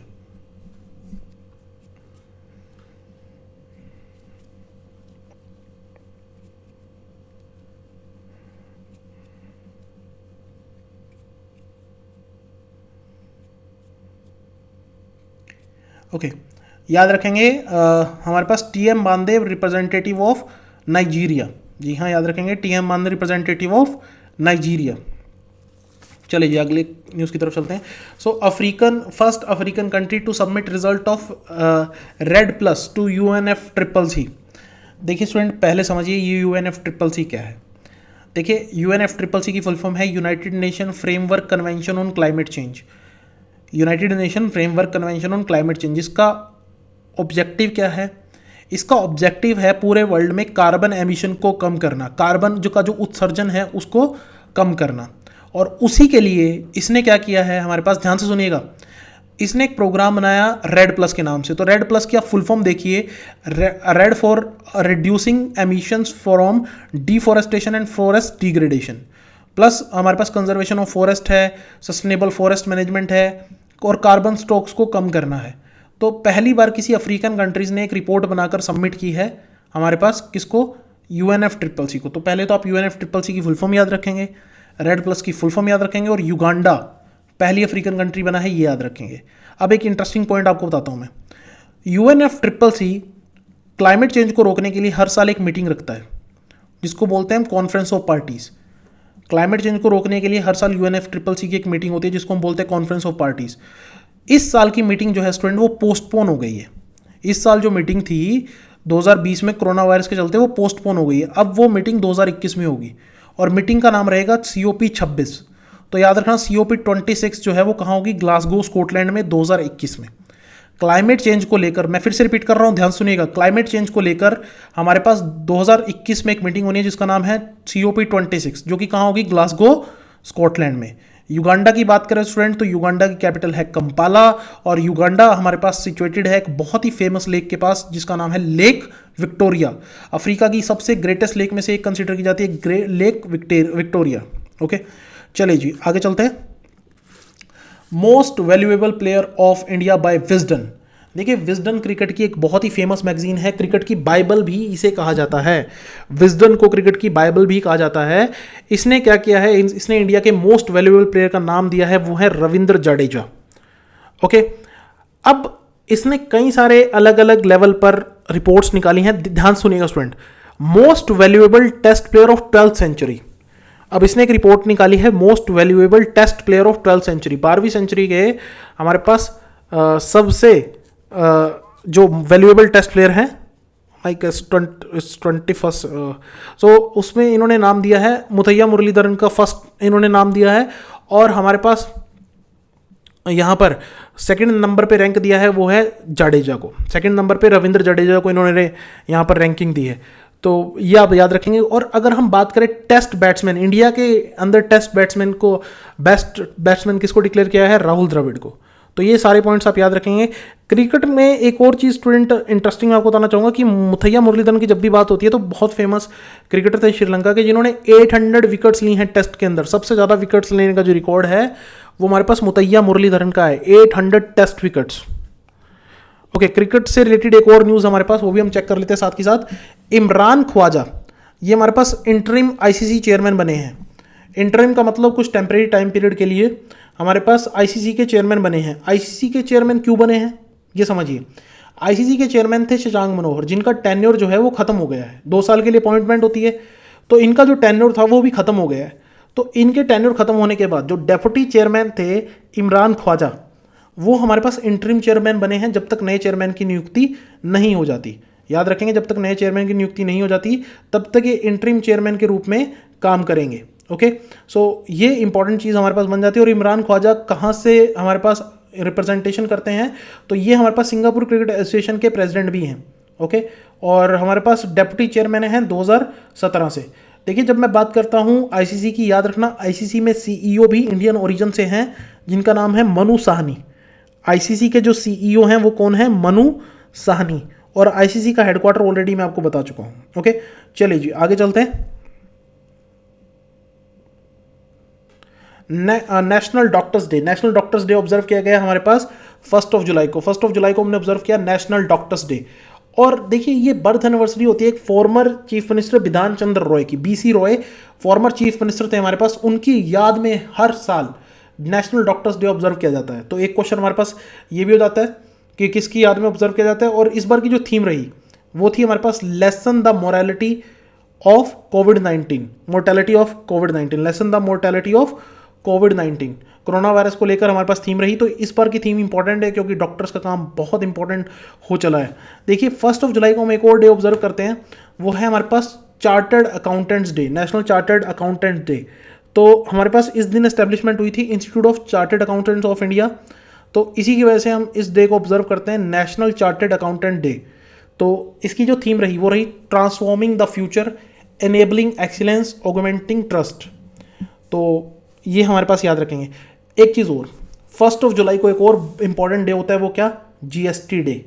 हाँ जी, नेशनल जीएसटी डे ऑब्जर्व किया जाता है हमारे पास कब? 1 जुलाई को। ओके, आप मुझे स्टूडेंट कमेंट सेक्शन में कमेंट करके बताइए कि जीएसटी को भारत में कब लागू किया गया था, कौन से ईयर में? GST introduced in which year?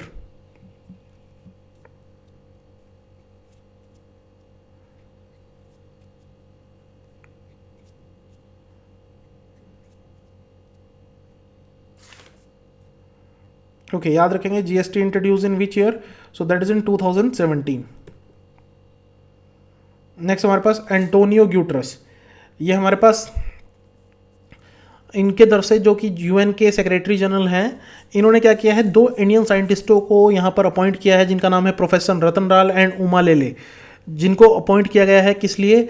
हमारे पास ये स्ट्रेटजी बनाएंगे ग्लोबल फूड समिट को लेकर। ओके, साइंटिफिक ग्रुप के मेंबर रहेंगे और हमारे पास प्रिपरेशन करेंगे कि कैसे हमारे पास फूड अवेलेबिलिटी को अच्छे लेवल पर इंप्रूव किया जा सके। तो ग्लोबल फूड समिट जो 2021 होना है, उसके लिए कहीं ना कहीं तैयारियां चल रही हैं। इंटरनेशनल साइंटिफिक ग्रुप में इनको इंक्लूड किया गया है। ओके, सो आपने यहाँ पर एक चीज़ याद रखनी है कि 2030 यूएन के जो सस्टेनेबल डेवलपमेंट गोल्स हैं, उनका एक एजेंडा भी है कि हमारे पास क्या करना, फूड की अवेलेबिलिटी करना through out the world. Okay, तो फूड की अवेलेबिलिटी सही तरीके से मैनेज करने के लिए यूएन की एक एजेंसी और काम करती है जिसका नाम है FAO।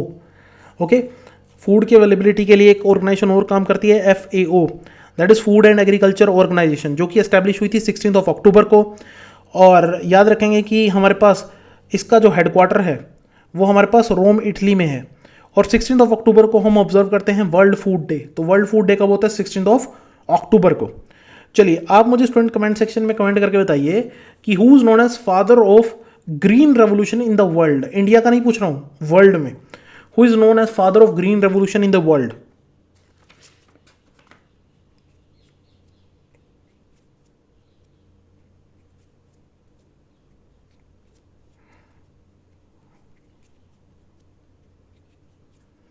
ओके, याद रखेंगे Norman Borlaug. Norman Borlaug USA से थे and he is known to be father of green revolution throughout the world. Okay, चलिए जी आगे चलते हैं। Indira Mani Pandey appointed as permanent representative of India to UN. देखिए, यूएन के कई सारे ऑफिस हैं जिनीवा में। तो जिनीवा में जितने भी ऑफिस हैं, इंटरनेशनल ऑर्गेनाइजेशन हैं, उनमें इंडिया को रिप्रेजेंट करेंगे इंदिरा मणि पांडे, जो कि एक IFS ऑफिसर है, इंडियन फॉरेन सर्विसेज में ऑफिसर हैं। इसके अलावा TS तिरुमूर्ति ये अपॉइंट किए गए हैं Indian representative at UN New York. तो परमानेंट मिशन जो है इंडिया का, तो यूनाइटेड नेशन न्यूयॉर्क में, उसको रिप्रेजेंट करेंगे टीएस तिरुमूर्ति, और जो जिनीवा में जो यूएन के ऑफिस हैं वहां पर इंडिया को रिप्रेजेंट करेंगे इंदिरा मनी पांडे। ओके, सो ये इंपॉर्टेंट पॉइंट्स आप याद रखेंगे। ये सब आईएफएस ऑफिसर्स का स्टूडेंट काम रहता है। एक बहुत इंपॉर्टेंट पोजीशन रहती है आईएफएस ऑफिसर्स में, वो है हमारे पास foreign secretary to the government of India. तो हमारे पास आप जल्दी से कमेंट सेक्शन में स्टूडेंट ये मुझे कमेंट करके बताइए कि who is the current foreign secretary to the government of India. Who is the current foreign secretary to the government of India.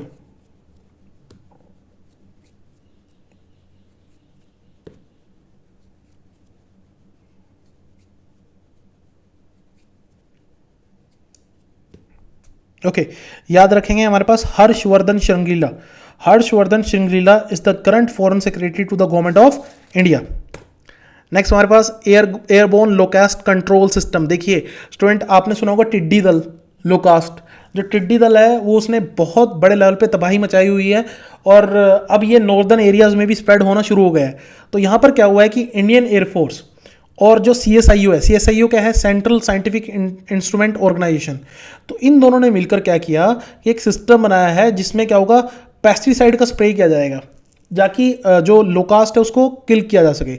और इसमें MI-17 हेलीकॉप्टर्स का यूज़ किया जाएगा पेस्टिसाइड को स्प्रे करने के लिए, जिसका नाम है मैलाथिन। ओके, सो ये हमारे पास एक तरह से लोकास्ट की जो पॉपुलेशन है उसको कंट्रोल करने में हेल्प करेगा। और ये जो हेलीकॉप्टर है MI-17, ये एक ट्रांसपोर्ट हेलीकॉप्टर है स्टूडेंट, जो हैवी वेट लिफ्ट कर सकता है, और इसी वजह से इसका यूज़ किया जाएगा क्योंकि इसमें एक टाइम पर हम काफ़ी सारा पेस्टिसाइड लेकर उड़ सकते हैं। तो MI-17 helicopter Russian made helicopter है, जो कि एक पावरफुल हेलीकॉप्टर कंसिडर किया जाता है। अभी एक और चीज़ याद दिला दूँ, अभी हमने रिसेंटली एक और ट्रांसपोर्ट हेलीकॉप्टर खरीदा है, लेकिन वो USA से खरीदा है, जिसका नाम है चिनूक। ओके, चिनूक जो हेलीकॉप्टर है वो हमने किससे खरीदा है, याद रखेंगे, चिनूक हेलीकॉप्टर हमने खरीदा है हमारे पास USA से, जो कि एक ट्रांसपोर्ट हेलीकॉप्टर है, और ये चंडीगढ़ में भी आपको दिखाई दे जाएगा स्टूडेंट। चंडीगढ़ में इसकी डिप्लॉयमेंट की गई है। ओके, सो ये इंपॉर्टेंट पॉइंट आप याद रखेंगे, डबल रोटर होता है उसमें। चलिए आपसे मैं क्वेश्चन पूछ लेता हूँ अभी हेलीकॉप्टर से रिलेटेड ही। India recently gifted which helicopters to Afghanistan. India ने अफगानिस्तान की हेल्प करने के लिए कुछ हेलीकॉप्टर्स अभी रिसेंटली अफगानिस्तान को गिफ्ट किए थे। उन हेलीकॉप्टर्स का नाम क्या है, जरा जल्दी से कमेंट सेक्शन में कमेंट करके बताइए।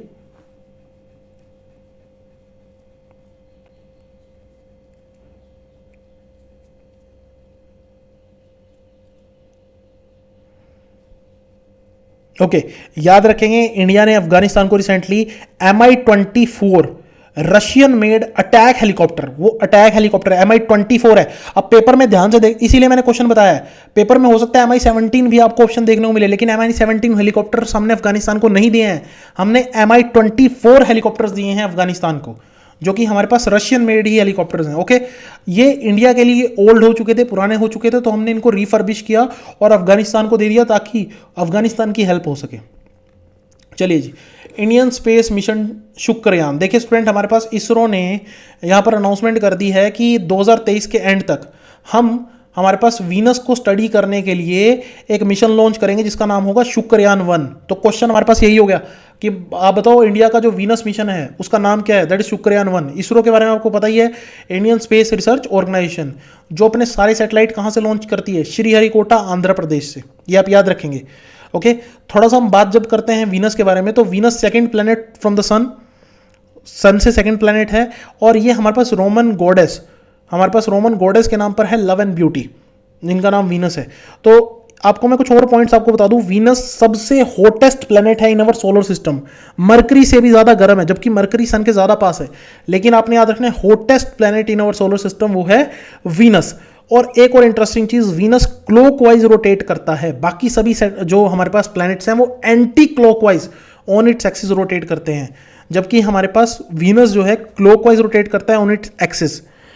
और एक और चीज, सेकंड ब्राइटेस्ट और नेचुरल ऑब्जेक्ट है, सेकंड ब्राइटेस्ट नेचुरल ऑब्जेक्ट है एट नाइट आफ्टर मून के बाद जो सबसे ज्यादा चमकती हुई चीज आपको दिखाई देगी नेचुरली, वो हमारे पास रात के समय, वो हमारे पास वीनस ही है। इसीलिए आपने याद रखना है हमारे पास कि वीनस को हम मॉर्निंग स्टार और इवनिंग स्टार के नाम से भी जानते हैं। तो which planet is known as morning star और इवनिंग स्टार, वो है वीनस। आप स्टूडेंट मुझे कमेंट सेक्शन में कमेंट करके बताइए कि वीनस के कितने मून हैं, how many moons are there, Venus planet के कितने मून हैं।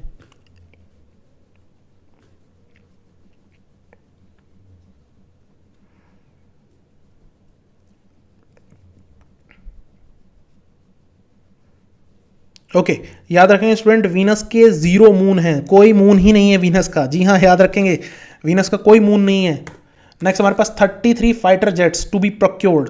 देखिए 33 फाइटर जेट्स को खरीदा जाएगा। हमारे पास डिफेंस एक्विजिशन काउंसिल ने इसकी मंजूरी दे दी है, जिसके लिए खर्चा किया जाएगा हमारे पास 38,900 करोड़ और कुछ डिफेंस की इक्विपमेंट्स को यहाँ पे खरीदने के लिए।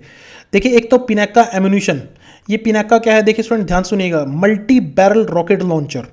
पिनाका क्या है, मल्टी बैरल रॉकेट लॉन्चर। आपने देखा होगा लाइक कारगिल वॉर में इसका यूज़ किया गया था। एक ट्रक के पीछे पेंसिल टाइप स्ट्रक्चर्स होता है, तो पिनाका क्या है आप याद रखेंगे, Pinaka is MBRL, multi barrel rocket launcher. Missile system भी बोल देते हैं इसको। सो प्रॉपर इसके लिए वर्ड यूज़ किया जाता है MBRL। फिर अस्त्र मिसाइल है। अस्त्र मिसाइल की बात करूं so air to air missile है। एयर टू एयर मिसाइल का मतलब ये हमारे पास जनरली नेवी के जो हमारे पास पायलट्स हैं या एयरफोर्स के जो पायलट्स हैं वो यूज़ करते हैं। मान लीजिए एक प्लेन हवा में उड़ रहा है और वो दूसरे प्लेन को टारगेट करना चाहता है, तो अस्त्र मिसाइल का यूज़ किया जाता है। एयर से हमारे पास डिप्लॉय होगी और टारगेट को कहाँ डिस्ट्रॉय करेगी, एयर में, तो अस्त्र मिसाइल है। फिर आपने याद रखना है जो 33 फाइटर प्लेन हम खरीद रहे हैं उसमें से 21 तो है MiG-29। MiG-29 प्लेन खरीद रहे हैं हम। कितने प्लेन, 21 MiG-29 खरीदे जाएंगे और 12 खरीदे जाएंगे सुखोई 30 MKI। 12 खरीदे जाएंगे सुखोई 30 MKI। इसके अलावा 59 जो पुराने MiG-29 हैं उनको रिपेयर करने की बात भी की गई है, उनको अपग्रेड करने की बात भी की गई है। तो ये पॉइंट आप याद रखेंगे कि ये जो 33 फाइटर प्लेन्स इंडिया खरीद रहा है ये कौन सी कंट्री से खरीद रहा है, हाँ जी कौन सी कंट्री, रशिया। याद रखेंगे MiG-29 और सुखोई 30 MKI ये दोनों हमारे पास कौन सी कंट्री से इंडिया खरीदने जा रहा है, दैट इज फ्रॉम रशिया, ताकि हम कहीं भी हमारे बॉर्डर पे कमजोर होते ना दिखाई दे। अगर चाइना हम पे अटैक करे तो हम उसका मुंह तोड़ जवाब दे, इस वजह से हम इनको प्रोक्योर कर रहे हैं, याद रखेंगे। ओके चलिए जी आगे चलते हैं। नेक्स्ट हमारे पास Russian grant Putin right to extend his rule until 2036। तो यानी कि कहने का मतलब क्या है, सरल शब्दों में 2036 तक रशिया के प्रेसिडेंट रहेंगे व्लादिमीर पुतिन। यहां पर कानूनी रूप से हमारे पास अमेंडमेंट के साथ इनको ये मान्यता मिल गई है। देखिए अभी इनका जो टेन्योर है, जो कार्यकाल है, वही 2024 में खत्म होगा। 6 साल का कार्यकाल होता है यहाँ पे प्रेसिडेंट का, और ये कार्यकाल हमारे पास अभी कब जाकर खत्म होगा, 2024 में। उसके बाद हमारे पास दो और कार्यकाल एक्सटेंड हो जाएंगे। तो आप देख सकते हैं 2 और कार्यकाल यानी 12 साल, यानी 2 टेन्योर्स अगर और मिलते हैं तो हमारे पास 12 साल यानी 2036 तक। और ये हमारे पास मॉडर्न हिस्ट्री रशिया के सबसे लॉन्गेस्ट टाइम तक सर्व करने वाले प्रेसिडेंट बन जाएंगे। देखिए रशिया में जो प्राइम मिनिस्टर हैं उनका नाम आप याद रखेंगे, उनका नाम है मिखाइल मिशहुतन। तो ये हमारे पास प्राइम मिनिस्टर हैं रशिया के। और रशिया के बारे में एक क्वेश्चन जो बार बार पूछा जाता है, रशियन पार्लियामेंट का नाम है हमारे पास डूमा। रशियन पार्लियामेंट का नाम क्या है, डूमा, DUMA। चलिए रशिया पहले जो USSR का हिस्सा हुआ करता था, रशिया पहले एक तरह से USSR को मेंटेन किया करता था। USSR क्या होता था, union of Soviet socialist Republic. सुना होगा ना आपने, US और USSR के बीच में प्रॉब्लम चलती थी। So that is union of Soviet socialist Republic, USSR। आप मुझे स्टूडेंट कमेंट सेक्शन में कमेंट करके बताइए कि USSR कौन से ईयर में डिसइंटीग्रेट हुआ, यानी हिंदी में बोलते हैं विभाजित हुआ। सो USSR कौन से ईयर में विभाजित हुआ, जल्दी से कमेंट सेक्शन में कमेंट करके बताइए। USSR disintegrated in which year?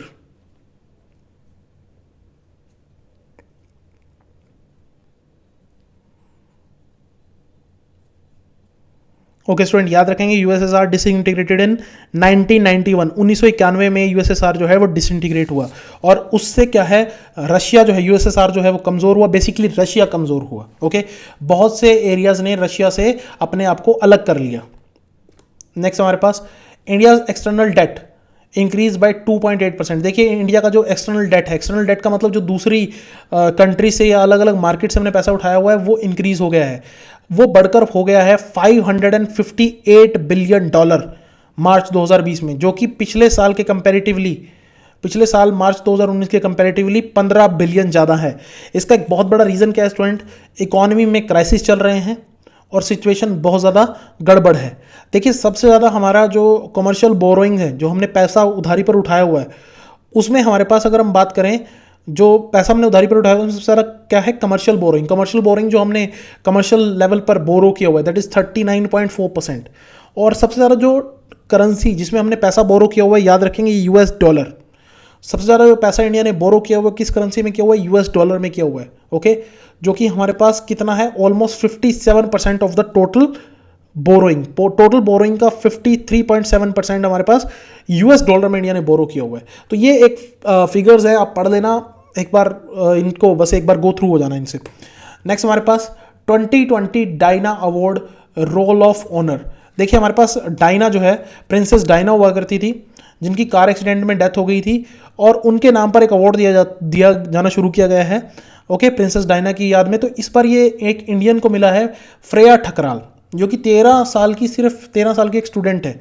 तो डायना अवार्ड क्यों दिया गया है, इन्होंने दिल्ली में जो रैग पिकर है, रैग पिकर समझते हो स्टूडेंट, जो कूड़ा करकट उठाने वाले जो लोग हैं, स्पेशली अगर हम बात करें जो रिसाइकलिंग के लिए जो लोग हमारे पास जो गली गली घूमते हैं, रिसाइकलिंग के लिए जो मटेरियल कलेक्ट करते हैं, तो हमारे पास फ्रेया ठकराल ने क्या किया, इन लोगों की हेल्प करने के लिए दिल्ली में एक ऐप डेवलप की, ताकि इन लोगों की बेसिकली हेल्प हो सके। तो उससे क्या हुआ, जो हमारे पास रैग पिकर्स हैं उनकी लाइफ काफ़ी आसान हुई। तो इसी वजह से इनको मिला है हमारे पास डायना अवार्ड। तो डायना जो थे वो रॉयल फैमिली के मेंबर थी, ओके, तो ब्रिटिश रॉयल फैमिली, ओके, जो आज भी हमारे पास रूल कर रही है यूके के ऊपर। तो आज क्वीन एलिजाबेथ II हमारे पास एम्परर हैं यूके की। एक टाइम पर ऐसा होता था स्टूडेंट, जब British east India company India पे रूल करती थी, जब ब्रिटिशर्स इंडिया पे रूल किया करते थे बेसिकली, तो जो इंग्लैंड का, जो यूके का मोनार्क था, वो इंडिया का भी एम्परर हुआ करता था। तो आपसे मैं क्वेश्चन पूछ लेता हूँ, सिंपल सा question, last British emperor of India, name the last British emperor of India. या फिर मैं यूं भी कह सकता हूं कि जब भारत को आज़ादी मिली उस समय ब्रिटिश एम्परर कौन थे, तो वही तो लास्ट एम्परर होंगे ना। जब भारत को आज़ादी मिली उस समय इंग्लैंड में एम्परर कौन थे।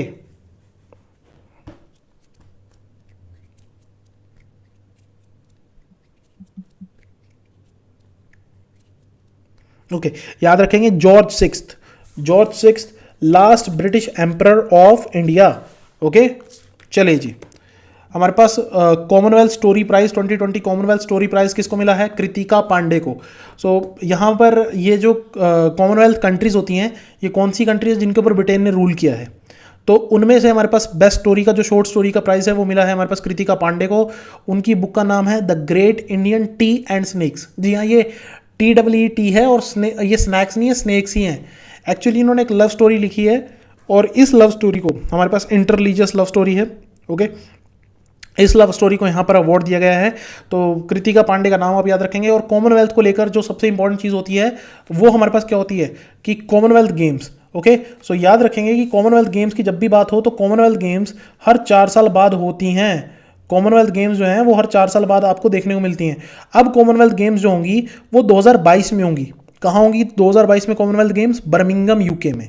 2022 में कॉमनवेल्थ गेम्स कहाँ होंगी? बर्मिंघम यूके में। Okay, last news for the day student. So Intel Capital to buy 0.39% stake in Jio platform. तो जियो में लगातार इन्वेस्टमेंट देखने को मिल रही है। तो यहाँ पर एक नई इन्वेस्टमेंट हुई है। इंटेल आपने सुना होगा, हमारे पास प्रोसेसर बनाने वाली एक कंपनी, तो उसकी एक अलग से इन्वेस्टमेंट ब्रांच है इंटेल कैपिटल। उसने 0.39% स्टेक खरीद लिया है रिलायंस इंडस्ट्री में, रिलायंस के जियो प्लेटफॉर्म में, सॉरी। अब आपने जो चीज़ याद रखनी है, रिलायंस का जो जियो है हमारे पास, जो अब जल्दी ही डेट फ्री हो गया है, ऑलमोस्ट होने वाला है यूँ कहूँ तो। इन्वेस्टमेंट के पॉइंट ऑफ व्यू से बात करें तो रिलायंस इंडस्ट्रीज जो हैं वो जियो के अंदर 74.91% स्टेक रखती हैं, और बाकी का जो 25% 0.9 स्टेक है वो इन्वेस्टर्स ने खरीद लिया है। और रिलायंस इंडस्ट्रीज के चेयरमैन का नाम पता ही होगा, मुकेश अंबानी। तो ये थे स्टूडेंट इंपॉर्टेंट करंट अफेयर्स। आशा करता हूँ आपको सब अच्छे समझ आया होगा। Thank you, have a nice day.